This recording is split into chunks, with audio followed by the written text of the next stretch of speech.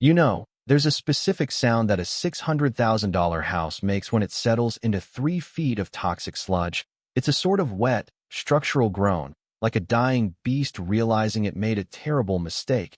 And that was the sound I woke up to on a Saturday morning that cost my neighbors nearly $3 million. They called me paranoid. They called me a tree hugger. They even called me the neighborhood terrorist. But as I stood on my porch, sipping coffee that tasted like vindication and watching the fire department evacuate Victoria Sterling from her floating colonial mansion, I didn't feel like a terrorist. I felt like an engineer who just passed the most expensive final exam in history. But to understand why half of Willow Creek Estates is currently underwater and why I now own the deed to my enemy's house, we have to rewind 6 months, back to when the only thing flooding my life was the hope of a fresh start. I'm Arthur Penhaligon, a hydrology engineer by trade and a weekend dad by circumstance. And after a divorce that left me with more emotional baggage than furniture, I bought a modest ranch house in Oak Haven, Georgia, specifically for one reason: the Cypress Basin Reserve. It was 40 acres of federally protected wetlands that bordered the subdivision, a chaotic, beautiful mess of ancient muck, towering cypress trees, and murky water that my 8-year-old daughter, Lily, called the Magic Kingdom. And for a kid whose parents had just split up, that swamp was therapy. Every other weekend, Lily would pull on her yellow rubber boots, grab her net, and we'd go hunting for spotted salamanders. She'd named every turtle in the nearest pond, swearing that the big snapper with the scarred shell was the king of the swamp, and watching her laugh again, watching the light come back into her eyes as she chased frogs through the reeds, was the only thing holding me together. Daddy. She made me promise one evening as the sun set over the water, turning the mud to gold. Promise you'll never let the bad guys get the turtles. I promise, Lil Bit, I said, not realizing that I was signing a verbal contract that would eventually lead me to declare war on the most powerful woman in the county. Enter Victoria Sterling, the HOA president of Willow Creek Estates, a woman who wore Chanel suits like battle armor and treated the neighborhood covenants like the 10 Commandments, except she was the deity who wrote them. Victoria was the kind of person who would measure your grass with a ruler and fine you if the blades were leaning to the left, a deposed beauty queen-turned-suburban dictator who ruled from her massive estate at the top of the hill, a house that looked down on the rest of us like a feudal lord surveying the serfs. Her husband ran Sterling Development, the company that built our houses, which meant they had a stranglehold on everything from the landscaping contracts to the color of our mailboxes. And for a while, we all just kept our heads down because you don't poke the bear, especially when the bear controls your property values. The nightmare started on a Tuesday at the quarterly HOA meeting, a gathering that usually consisted of complaints about garbage cans and parking violations. But tonight, the air in the community center felt heavy, charged with the ozone scent of impending doom. Victoria stood at the podium, smiling that shark-like smile that didn't reach her eyes, and announced the Connectivity Enhancement Project, which was corporate speak for bulldozing a road straight through the heart of the Cypress Basin Reserve to cut 5 minutes off the drive to the Oak Haven Promenade Shopping Center. It's about progress, she declared, her voice dripping with artificial sweetness. It's about raising our property values and connecting our community to the future. The room erupted in applause. People were practically drooling over the idea of a shorter commute.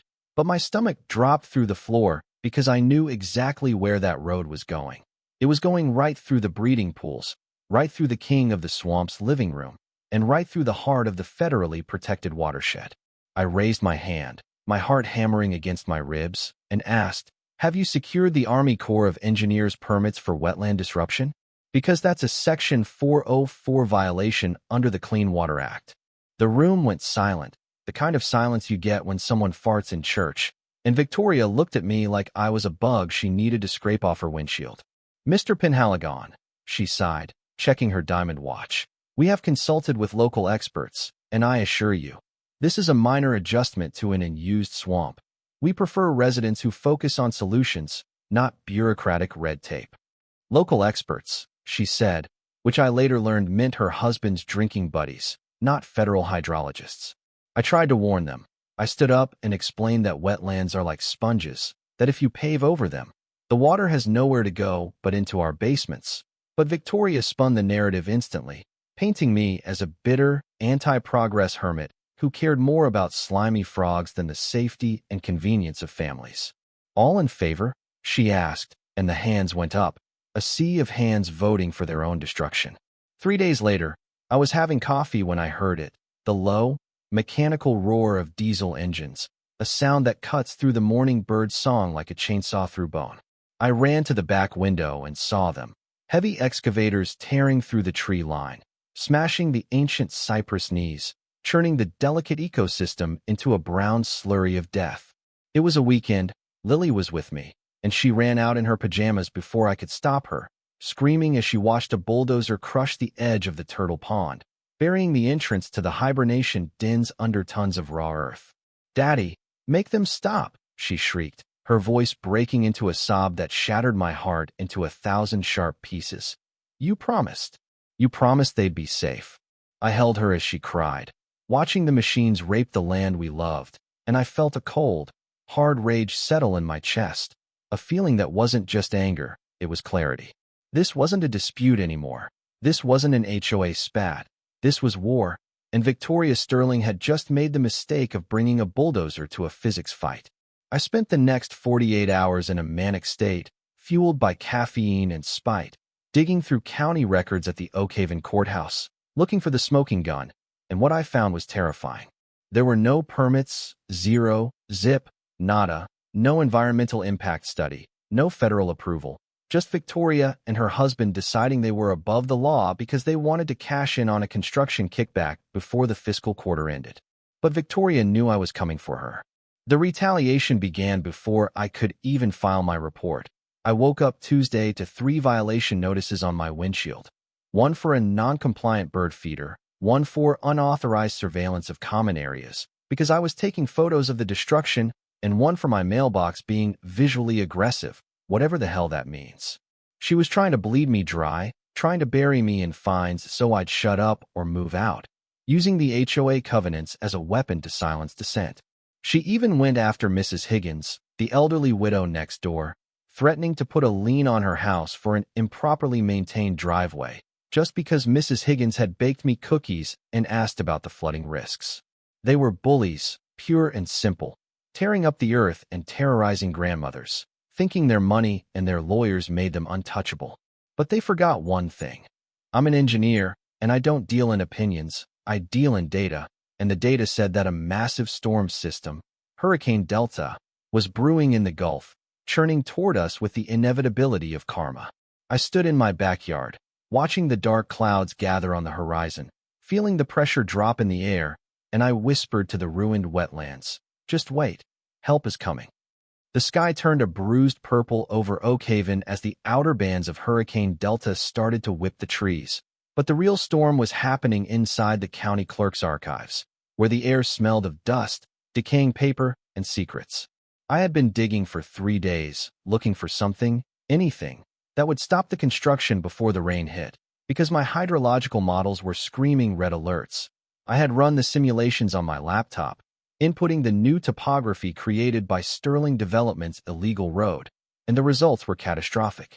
Without the wetlands to absorb the surge, the water would act like a pinball, bouncing off the compacted soil and funneling directly into the lower basin of the neighborhood, right where Victoria Sterling's precious colonial mansion sat. But I needed a legal weapon, not just a weather forecast. That's when I found it, buried in a misfiled box from 1988, a document that made my hands shake as I held it under the flickering fluorescent lights, the original conservation easement. It turned out the developer who originally bought this land, long before Victoria's husband got his greedy hands on it, had signed a perpetual agreement with the Georgia Land Trust to keep those 40 acres wild forever in exchange for a massive tax write-off. This wasn't just a regulation, it was a deed restriction that ran with the land, meaning Victoria's Road wasn't just an environmental crime. It was a violation of property law that could technically void every single title in Willow Creek Estates if the trust decided to enforce it. I called Elena Rossi, an old law school buddy who specialized in environmental litigation, and I could hear her grin through the phone. "Arthur," she said, her voice sharp, "if this document is real, they aren't just in trouble, they're legally radioactive, but we need to move fast because once that concrete sets, The damage is done. The concrete isn't the problem, I told her, glancing at the radar on my second monitor. The water is. I tried to warn them one last time. I really did. I went to the emergency board meeting that Friday night. Rain already spitting against the windows, and I laid it all out. The lack of federal permits, the conservation easement, and the flood models. If you don't breach that road embankment now, I told the room, looking directly at Victoria, you are creating a dam that will drown this neighborhood within 48 hours. Victoria laughed, actually laughed, and smoothed her skirt. Stop fear-mongering, Mr. Penhaligon, she sneered, looking around for validation from her sycophants. Our engineers say the drainage is adequate, and frankly, I think you're just jealous of our success. Besides, we have a restraining order ready if you step foot on the construction site again. That was the moment. The moment I realized you can't save people who are determined to jump off a cliff. You can only step back and make sure you aren't tethered to them. I went home and made a different kind of phone call, one that would hurt Victoria more than any flood. I had done some digging into Sterling Development's finances, and it turned out Victoria's husband was leveraging everything to rush this road, borrowing from short-term, high-interest lenders to cover the payroll for the 24-hour construction crews, using the settlement money from my divorce and Lily's college fund, a gamble that made me nauseous. I contacted a debt consolidation firm, and, through a series of shell transactions, I bought up the distressed debt of Sterling Development. It cost me nearly everything I had liquid, but by Saturday morning, I wasn't just their neighbor. I was their primary creditor. Then, the sky opened up. Hurricane Delta didn't knock. It kicked the door down. It started as a drum roll on the roof, then escalated to a deafening roar, a relentless sheet of gray water that hammered the earth with biblical fury. I sat in my living room, surrounded by monitors, watching the feeds from the hidden trail cameras I'd installed in the woods, the ones Victoria hadn't found yet. At 2 a.m., my phone buzzed. It was Professor Silas Vance, a retired geologist down the street who had helped me calibrate the sensors. Arthur, he shouted over the static. The gauge at the creek just hit 10 feet. It's backing up. The road is blocking the outflow. I watched on the screen as the brown, churning water hit the side of the new road embankment, swirling, rising, angry and trapped, searching for an escape. It found one. Instead of soaking into the sponge of the wetlands, the water diverted sideways, rushing through the path of least resistance, the beautifully manicured backyards of Willow Creek Estates. The first text came from Mrs. Higgins at 3:15 a.m. Arthur, the water is coming under my back door. I'm scared. I grabbed my emergency kit and ran out into the storm, the rain stinging my face like needles. The street was a river, a raging torrent of mud and debris carrying lawn chairs, trash cans, and expensive landscaping mulch. I helped Mrs. Higgins get to her second floor, moving her cats and her photo albums, while the water rose to our knees in her kitchen, smelling of sewage and diesel. By 4 a.m., the sirens were wailing, mixing with the thunder, and the flashing lights of the fire department illuminated a scene from a disaster movie. And then I saw it. Down the hill, at the lowest point of the chaotic drainage basin, stood Victoria Sterling's mansion. The water had pooled there, funneled by her own road, rising 3, 4, 5 feet up the white columns of her porch. I saw her standing on her balcony, wrapped in a silk robe, screaming into her phone, watching as her Mercedes floated out of her garage and drifted lazily down the street like a parade float. My phone rang. It was Victoria. "You did this," she shrieked, her voice hysterical. "You sabotaged the drainage. I'm going to sue you for every penny you have." "I didn't do anything, Victoria," I said, my voice calm over the roar of the wind. "I tried to stop you. Gravity is doing this. Physics is doing this." "Help me," she demanded, the arrogance cracking, revealing the panic underneath. "The fire department is on the way," I said. "But Victoria, I'm calling the note." "What?" she sputtered. "Your husband's business loans," I said.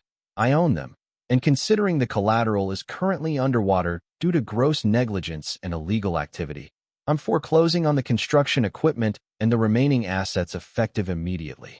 I hung up and watched as a massive oak tree, its roots loosened by the saturated soil of the destroyed wetland, toppled over in slow motion, crashing directly onto the roof of the new gazebo Victoria had built with HOA funds. The floodwaters raged on, indifferent to her money, indifferent to her status, reclaiming the land she tried to conquer. The aftermath of the flood looked like a war zone, but the courtroom felt like a funeral. 6 months later, the water had receded, but the legal tsunami was just hitting its peak. We were in the federal district court in Atlanta, and the room was packed. Neighbors who had lost their basements, EPA agents who looked ready to kill, and news crews hungry for the suburban swamp scandal. Inspector Graves from the EPA took the stand first, and he didn't mince words. The devastation we saw was entirely preventable, he told the judge, projecting my flood maps onto the screen. The defendants, Sterling Development, and the HOA board led by Ms. Sterling, willfully ignored the Clean Water Act, bypassed federal permitting, and violated a standing conservation easement. He paused, looking at Victoria, who sat at the defense table looking smaller, older, her Chanel suit replaced by something off the rack.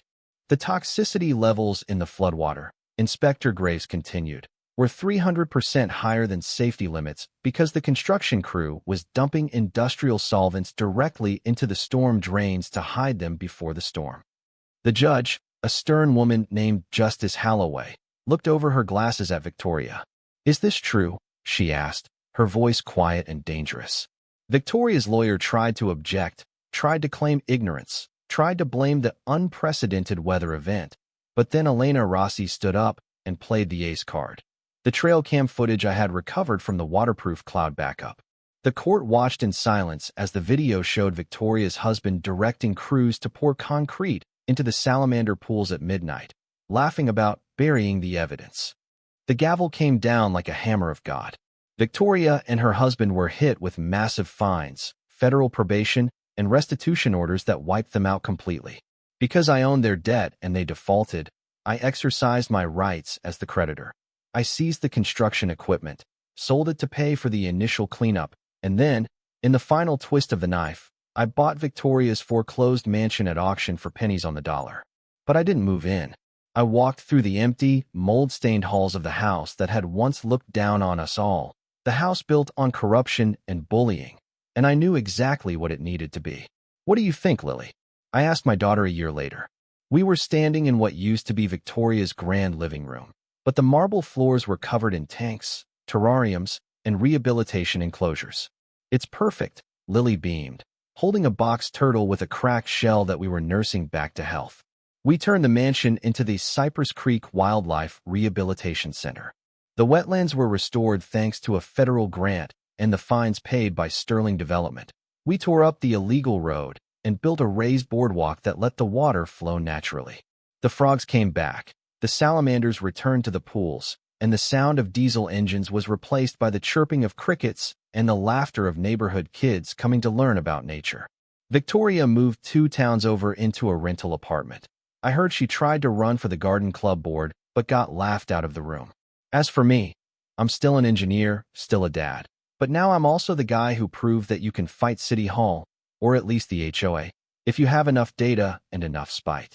Sometimes I sit on the boardwalk at sunset, listening to the frogs sing their chorus of survival, and I think about justice. It wasn't just about the law, and it wasn't just about the money. It was about the promise I made to a little girl that the bad guys wouldn't win. But I have to ask you, looking back at the wreckage and the ruin of Victoria's life, did I go too far? Was buying their debt and taking their home a step beyond justice and vengeance? Or was it exactly what they deserved for trying to pave over paradise? Because from where I'm sitting, watching Lily feed the turtles in the villain's old living room, it feels like the universe finally balanced the books.